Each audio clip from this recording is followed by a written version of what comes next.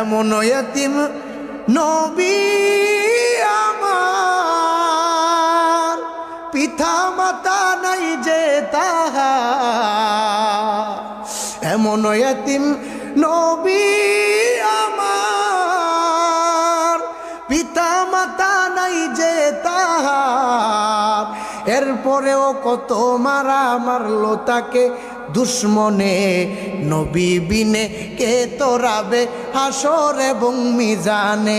নবী বিনে কে তোরাবেন ওই কঠিন হাসরের দিনে।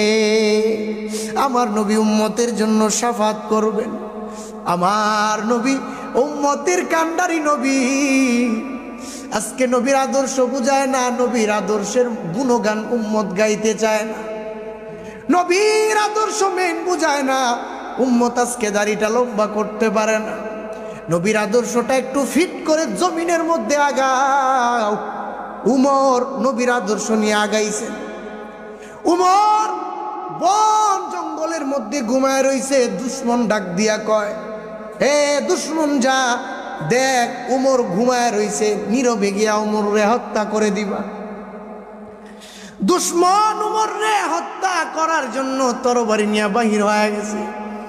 আর সুন্নত তরিকায় উমর ঘুমায় রইছে বন জঙ্গলের মধ্যে। দুশ্মন যখন উমর রে হত্যা করার জন্য প্রস্তুতি গ্রহণ করেছে, দেখে উমর ঘুমায় একলা না, হাতের বালিশ বানাইয়া বাঘের উপরে শুয়া ঘুমাইতেছে। বাঘের উপরে শুয়া ঘুমাইতেছে। নবীর আদর্শের কারণে শুধু হয়েছে। এই জন্য আল্লাহ জানাইলেন কন্দকের যুদ্ধের মধ্যে যে আয়াত আল্লাহ নাজিল করেছিলেন, যেই প্রেক্ষিতে লাকদ কানা লাকুম ফি রাসূলিল্লাহি উসওয়াতুন হাসানা, মুমিন নিশ্চয়ই তোমাদের জন্য রয়েছে উত্তম আদর্শ।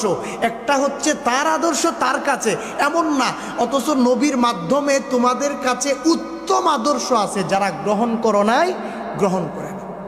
আর আল্লাহ বললেন, ও নবী দুনিয়ার উম্মতকে জানায়া দেন, কুল ইন কুনতুম তুহিব্বুনাল্লাহা ফাত্তাবিউনি ইউহিব্বুকুমুল্লাহ। ও নবী দুনিয়ার উম্মতকে জানায়া দেন, দুনিয়ার উম্মতকে বলে দেন, কেউ যদি আমি আল্লাহকে পেতে চায়, কেউ যদি আমি আল্লাহকে ভালোবাসতে চায়, নবী জানায়া দেন দুনিয়ার মধ্যে যেন সর্বপ্রথম আপনি নবীরে দুনিয়ার মধ্যে অনুসরণ করে।